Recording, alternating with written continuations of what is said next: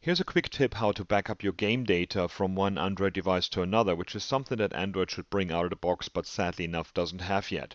So I got a new Nexus phone at Google I/O, and I had an old phone as well. So I played all the levels of Cut the Rope and all the levels of Cut the Rope Experiment, well, most of them, and I played a lot of time in Temple Run, and I didn't want to lose that data. And if I just install it from the Play Store, that data doesn't come in anymore because the games don't have any way to store your data somewhere else.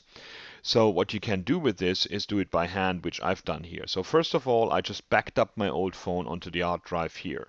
So just dumped all the thing in via USB and shifted all the data in there.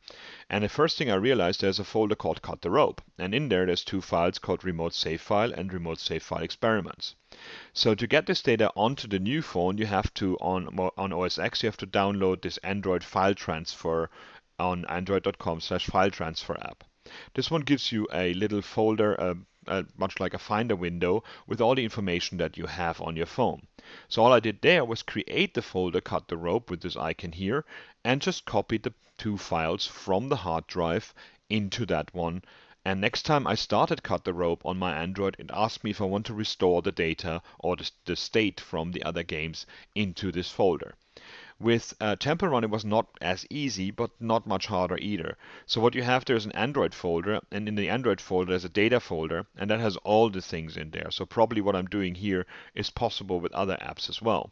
So what I found here is that there's an imanji.templerun folder. Actually, I searched for that one, that's how I found it, with a files folder in there, and alternative record manager and record manager.data.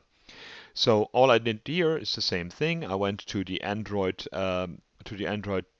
file transfer app, created an Android folder, or that was actually already there, the data folder, created the com.imanji.temple run, copied the files in there, and my Temple Run was where I left it off, and I didn't have to find all these coins again.